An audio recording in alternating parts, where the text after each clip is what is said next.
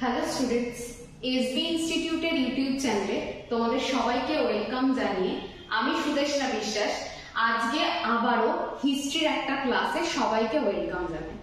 তোমাদের কাছে একটাই অনুরোধ, তোমরা প্রত্যেকটা ভিডিওগুলো ভালো করে দেখো এবং ক্লাসগুলোকে দেখো, তার সঙ্গে কিন্তু অবশ্যই খাতা পেন নিয়ে বসে নোট ডাউন করে নিতে ভুলো না, কারণ এই ক্লাসগুলোতে সমস্ত বিষয়ের ওপর যতটা তথ্য তোমাদের কম্পিটিটিভ এক্সামগুলোর জন্য জরুরি সেই সমস্ত তথ্য থাকে এই ক্লাসগুলোর মধ্যে। সুতরাং প্রত্যেকে কিন্তু খাতা পেন নিয়ে বসে খুব সুন্দরভাবে প্রত্যেকটা তথ্য নোট ডাউন করে নেবে, এটাই তোমাদের কাছে রিকোয়েস্ট। আরো একটা বিষয় তোমাদেরকে বলি, যারা আজকের ক্লাসটি প্রথম দেখছো তারা এসবি ইনস্টিটিউটের চ্যানেলটিকে সাবস্ক্রাইব করতে ভুলো না। আর আমাদের এই মুহূর্তে চলছে মুঘল সাম্রাজ্যের ইতিহাস। আজকে মুঘল সাম্রাজ্যের ইতিহাসে আমরা যে বিষয়টি পড়ব সেটা হচ্ছে জাহাঙ্গীর সম্পর্কে আজকের ক্লাসে আমরা আলোচনা করব। আগের দিন আমরা আকবর নিয়ে আলোচনা করেছিলাম, যারা সেই ক্লাসগুলো দেখোনি তারা অবশ্যই কিন্তু আগে আকবরের ক্লাসটি দেখার পর তোমরা জাহাঙ্গীরের আজকের এই ক্লাসটি দেখবে, তাহলে দেখবে সমস্ত তথ্যগুলো খুব সুন্দরভাবে তোমরা বুঝতে পারছো। আর চ্যানেলটি সাবস্ক্রাইব করবে, ক্লাসগুলো শেয়ার করবে এবং ক্লাস ভালো লাগলে একটা লাইক করবে, এটুকু আমাদের রিকোয়েস্ট। তাহলে চলো সময় নষ্ট না করে আজকে দেখে নেওয়া যাক জাহাঙ্গীর সম্পর্কে কোন কোন বিষয়গুলো আজকের ক্লাসে আমরা পড়ব এবং কোনগুলো কম্পিটিটিভ এক্সামের জন্য খুব খুব গুরুত্বপূর্ণ সেগুলো এখন দেখে নেব। দেখো জাহাঙ্গীরের যে সময়কালটা সেটা কত। প্রথমে দেখো জাহাঙ্গীর 1605 থেকে 1627 খ্রিস্টাব্দ পর্যন্ত রাজত্ব করেছিলেন। তাহলে 1605 থেকে 1627 হচ্ছে জাহাঙ্গীরের রাজত্বকাল।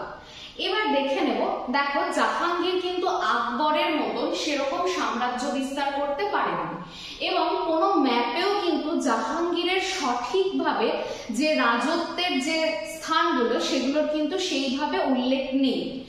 কিন্তু আকবর যতটা সমৃদ্ধি করতে পেরেছিল জাহাঙ্গীর কিন্তু ততটা সমৃদ্ধি করতে পারেনি। আর জাহাঙ্গীর থেকে খুব লিমিটেড জায়গা কিন্তু আমাদের ক্লাসে পড়তে হয়। তাহলে দেখি আগে প্রথমেই যে জাহাঙ্গীর কার সন্তান ছিল। দেখো আকবরের সন্তান তো অবশ্যই জাহাঙ্গীর, আকবরেরই পুত্র, এবং আকবরের যিনি স্ত্রী ছিলেন তিনি ছিলেন যোধাবাই। তাহলে আকবরের স্ত্রী যোধাবাইয়ের পুত্র হচ্ছেন এই জাহাঙ্গীর। এই যোধাবাই কিন্তু একজন রাজপুত কন্যা ছিলেন, তার মানে জাহাঙ্গীর কিন্তু একজন রাজপুতের সন্তান হিসেবে পরিচিত। তাহলে এটা খুব ভালোভাবে মনে রাখবে।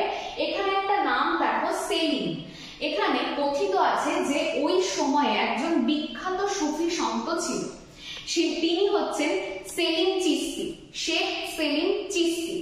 তার নাম অনুসারে জাহাঙ্গীরের নাম আকবর রাখেন সেলিম, যেহেতু জাহাঙ্গীর আকবরের খুবই প্রিয় ছিলেন এবং এটাও কথিত আছে জাহাঙ্গীর নাকি ওই সেলিম চিশতির কুটিরে জন্মগ্রহণ করেছিলেন, সেই জন্য আকবর জাহাঙ্গীরকে সেলিম নামে অভিহিত করতেন।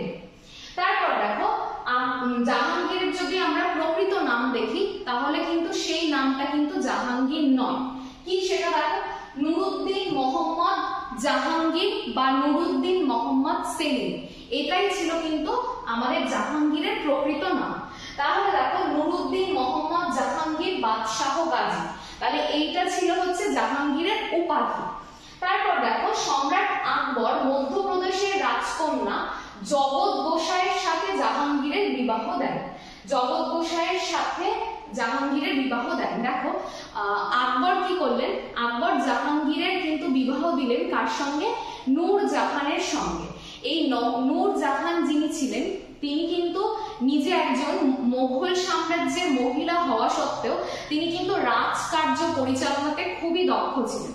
এমনকি জাহাঙ্গীরের সময়ে প্রশাসনিক কাজকর্মগুলোকে পরিচালনা করার জন্য কি করেছিলেন, নূরজাহান চক্র বলে একটা চক্র প্রতিষ্ঠা করেছিলেন, যার দ্বারা জাহাঙ্গীরের সময় কিন্তু সমস্ত রকম প্রশাসনিক কাজকর্ম পরিচালনা করা হতো। তাহলে এটা কিন্তু খুব গুরুত্বপূর্ণ।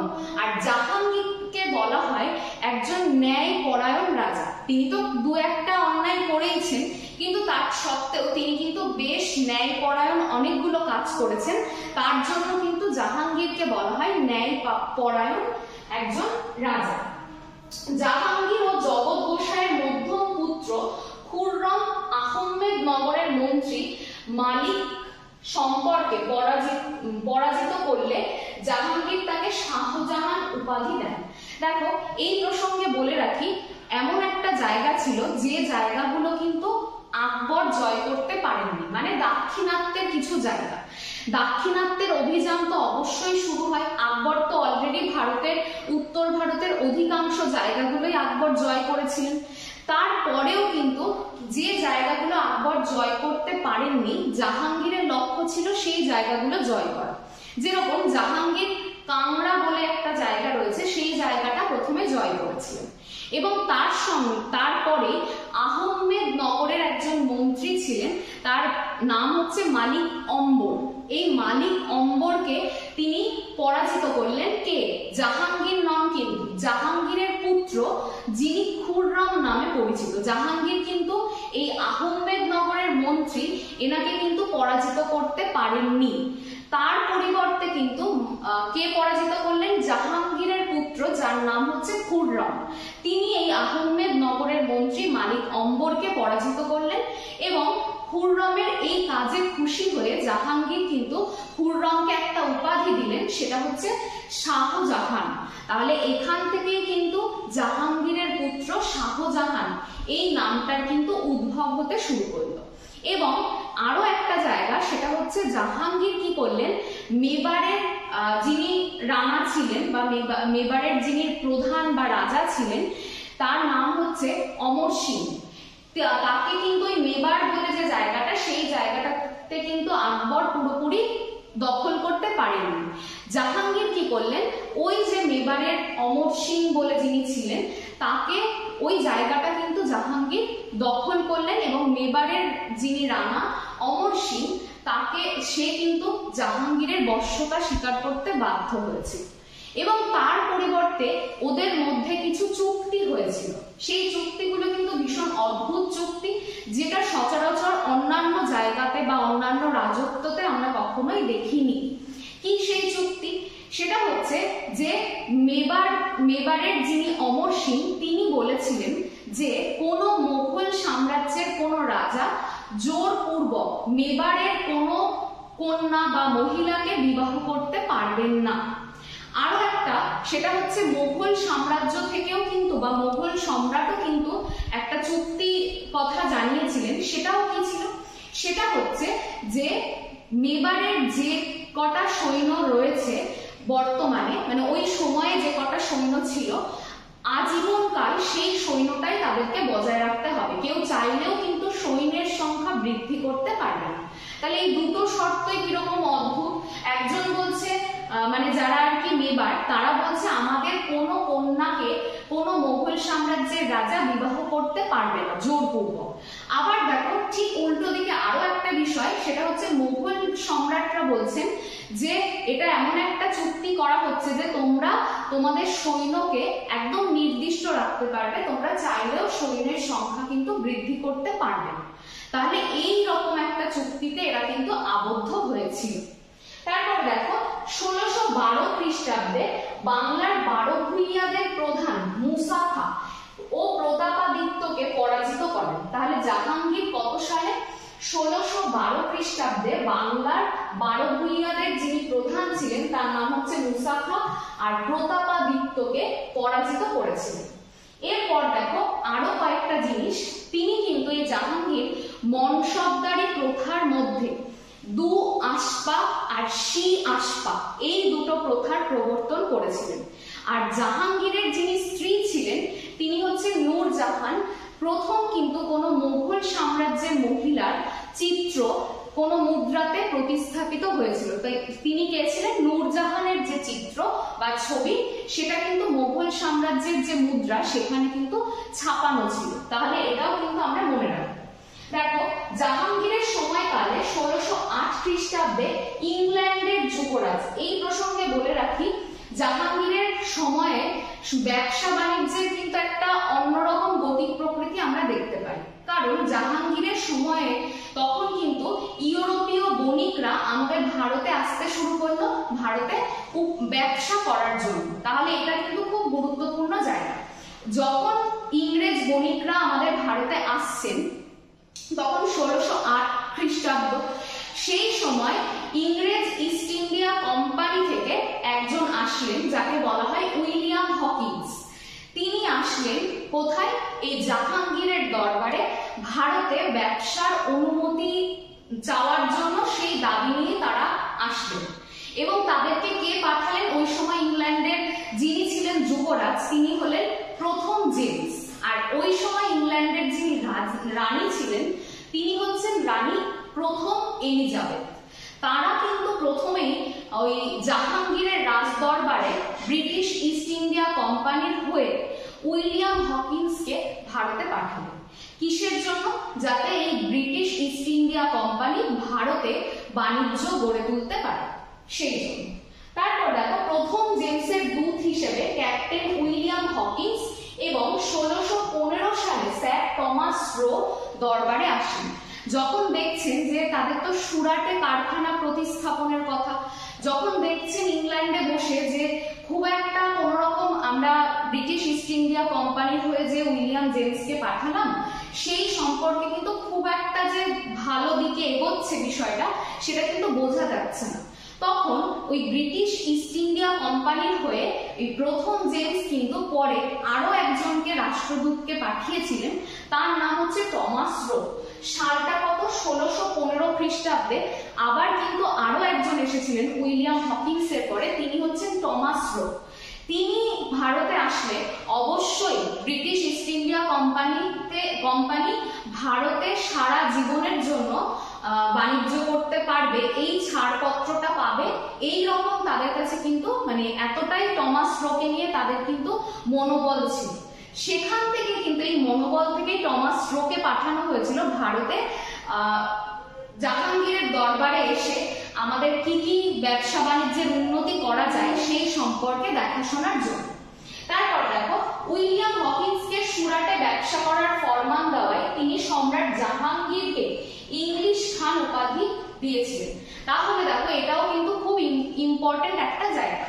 তারপর দেখো জনগণের বিচারে আশায় যমুনা নদীর তীরে খুব ইম্পর্টেন্ট, সেটা হচ্ছে সোনার একটা শিকল।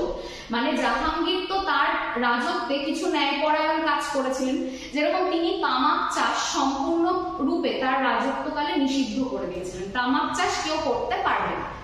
আরো দেখো যারা বিচার প্রার্থী তাদের কথা যাতে জাহাঙ্গীর সরাসরি শুনতে পারেন তার জন্য তিনি একটা সোনার শিকল তৈরি করেছিলেন।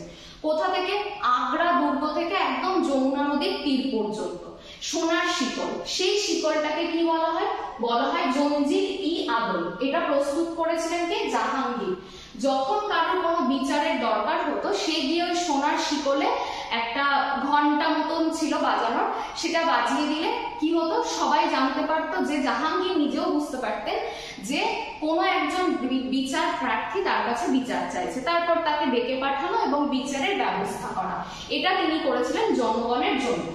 তারপর দেখো জাহাঙ্গীর পঞ্চম শিখ গুরু অর্জুন এবং ষষ্ঠ শিখ গুরু হরকিষাণকে হত্যা করেন। তাহলে এই দুটো নাম মনে রাখবে, এটা তো খুব ইম্পর্টেন্ট যে পঞ্চম শিখ গুরু অর্জুনকে কে হত্যা করেছিলেন, তাহলে সেটা বলতে হবে জাহাঙ্গীর হত্যা করেছিলেন।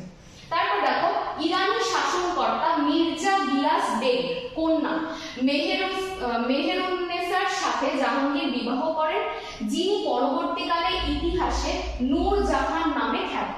দুজনের কথা এখানে বললাম। আগে দেখো আকবর কি করেছিলেন? মধ্যপ্রদেশের একজন রাজকন্যার সঙ্গে জাহাঙ্গীরের বিবাহ দিয়েছিলেন।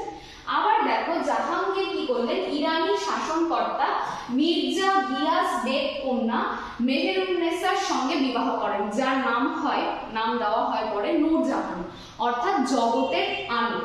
তারপর দেখো নূরজাহান কথার অর্থ হচ্ছে জগতের আলো, এই মাত্রই বললাম। তাহলে এটা কিন্তু ইতিহাসে খুব গুরুত্বপূর্ণ, কারণ নূরজাহান ছিলেন এমন একজন যিনি কিন্তু রাজকার্য পরিচালনাতে ভীষণ সক্রিয় একজন মহিলা ছিলেন। তারপর দেখো সিংহাসন লাভের আশায় নূরজাহান জাহাঙ্গীরের বিরুদ্ধে যে চক্র বা ষড়যন্ত্রের আশ্রয় নেন তা নূরজাহান চক্র নামে পরিচিত। তাহলে দেখো এখানে দুটো বিষয় ইতিহাসে প্রচলিত, এক হচ্ছে জাহাঙ্গীরের সময়ে প্রশাসনিক কাজকর্ম পরিচালনার জন্য নূরজাহান চক্র গঠিত হয়েছিল, আবার দেখো সিংহাসনে বসার জন্য সেই লোভে কি করেছিলেন এই নূরজাহান কিন্তু জাহাঙ্গীরের বিরুদ্ধে একটা চক্র তৈরি করেছিলেন যেটা নূরজাহান চক্র নামে পরিচিত। এই চক্রের প্রধান যিনি নেতা ছিলেন তিনি হচ্ছেন নূরজাহান, তার পিতাও ছিলেন মির্জা গিয়াস বেগ আর তার ভাই ছিলেন আসফ খাঁ। কিছুদিন খুররমও ছিলেন কিন্তু এই চক্রের একজন সদস্য। পরবর্তীকালে খুররম এই চক্র থেকে কি হয়ে যায়, বেরিয়ে যায়। নূরজাহানকে সিংহাসনের পশ্চাৎ শক্তি বা পাওয়ার বিহাইন্ড দা থ্রোন বলা হয়। তাহলে নূরজাহানকে কি বলা হয়, ওই সময়ে সিংহাসনের কিন্তু একদম যেটাকে বলা হয় পশ্চাৎ শক্তি বা পেছনের শক্তি। জাহাঙ্গীর নূরজাহানের স্মৃতির উদ্দেশ্যে ইতিমদ দৌলা সমাধি সৌধ নির্মাণ করেন। তাহলে জাহাঙ্গীর কি করলেন, জাহাঙ্গীর নূরজাহানের স্মৃতির উদ্দেশ্যে একটা নির্মাণ কার্য করলেন ইতিমদ দৌলা, এটার নাম। তারপর দেখো জাহাঙ্গীরের রাজত্বকালে চিত্রশিল্পের কিন্তু সাংঘাতিক বিকাশ হয়, মানে ওই সময়টাকে বলা হয় চিত্রশিল্পের সুবর্ণ যুগ জাহাঙ্গীরের সময়। আর জাহাঙ্গীরের সময় কিন্তু প্রচুর সঙ্গীতজ্ঞ ছিলেন, সঙ্গীতের সাধনাও কিন্তু জাহাঙ্গীর করতেন, তিনি প্রচুর হিন্দি গান রচনা করেছিলেন, এগুলোও কিন্তু জাহাঙ্গীরের সময় হয়েছিল। কিন্তু চিত্রকলা বা চিত্রশিল্পের কিন্তু সাংঘাতিক বিকাশ হয় এই জাহাঙ্গীরের সময়, অভূতপূর্ব বিকাশ ঘটে।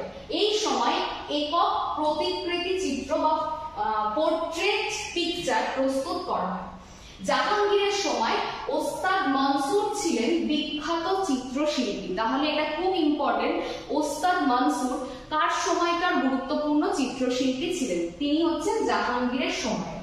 জাহাঙ্গীর হিন্দি গানের পৃষ্ঠপোষকতা করেছিলেন, মো শালিহা ছিলেন সেই সময়কার বিখ্যাত হিন্দি গানের শিল্পী। তাহলে জাহাঙ্গীরের দরবারে কিন্তু সঙ্গীত নিয়েও ভীষণ চর্চা হতো এবং তাদের মধ্যে হিন্দি গানগুলো কিন্তু সব থেকে বেশি পৃষ্ঠপোষকতা লাভ করে। বংশোদ্ধারদের জন্য তিনি শি আকশা আর দো আকশা, একটু আগেই বললাম এই দুটো চালু করেছিলেন, দুটো প্রথা। তারপর দেখো দিল্লির লাল কেল্লায় মতি মসজিদ নির্মাণ করেন কে, জাহাঙ্গীর। তাহলে জাহাঙ্গীরের একটা গুরুত্বপূর্ণ নির্মাণ কার্য কি, দিল্লির লাল কেল্লায় মতি মসজিদ তৈরি, এটা ছিল হচ্ছে জাহাঙ্গীরের একটা গুরুত্বপূর্ণ নির্মাণ কার্য। আর যে জায়গাগুলো ছিল লাল পাথরের তৈরি যত স্মৃতিসৌধ, জাহাঙ্গীর তার মধ্যে থেকে উল্লেখযোগ্য স্মৃতিসৌধগুলো রং করে দিয়েছিলেন, মানে লাল পাথর সরিয়ে সেখানে শ্বেত পাথরের তৈরি জিনিসপত্র বা শ্বেত পাথরের দেওয়াল, এগুলো তিনি কি করতেন, তৈরি করতেন। আর শ্বেত পাথরের উপরে নানান রকম রত্ন দিয়ে কারুকার্য করে তিনি বিভিন্ন স্মৃতিসৌধ তৈরি করেছিলেন। তারপর দেখো ভীষণ ইম্পর্টেন্ট, দুজন রাজা তারা হচ্ছেন কি নিজের আত্মজীবনী লেখেন, তাদের মধ্যে জাহাঙ্গীর কিন্তু অন্যতম। দেখো তুর্কি ভাষায় রচিত তুজুকি জাহাঙ্গীরি হলো এটা জাহাঙ্গীরের আত্মজীবনী। তাহলে জাহাঙ্গীরের আত্মজীবনী কোন ভাষায় লেখা, তুর্কি ভাষায়। সেই আত্মজীবনীটার নাম কি, তুজুকি জাহাঙ্গীর, এটাও কিন্তু ইম্পর্টেন্ট। 1627 খ্রিস্টাব্দে জাহাঙ্গীরের মৃত্যু হলে লাহোরে তার দেহাবশেষ সমাধিস্থ করা হয়। তাহলে কত সাল, কত খ্রিস্টাব্দ, 1627 খ্রিস্টাব্দে জাহাঙ্গীরের মৃত্যু হয় এবং তাকে কোথায় সমাধিস্থ করা হয়, লাহোরে সমাধিস্থ করা হয়। তাহলে এই জায়গাটাও কিন্তু আমাদেরকে একইভাবে গুরুত্ব দিয়ে পড়তে হবে। তাহলে আজকে আমরা জাহাঙ্গীর সম্পর্কে বিভিন্ন আলোচনা করলাম এবং জাহাঙ্গীরের সময় থেকে এই যে ব্যবসা বাণিজ্যের উন্নতি, ইউরোপীয়রা যে ভারতে, ইউরোপীয়দের আগমন, ব্রিটিশ ইস্ট ইন্ডিয়া কোম্পানি সেই সময় থেকে যে ভারতে আসা, সেই সমস্ত কিছুর সূচনা কিন্তু এখন থেকেই শুরু হয়ে যায়। তাহলে এই জন্য জাহাঙ্গীর বেশ ইম্পর্টেন্ট।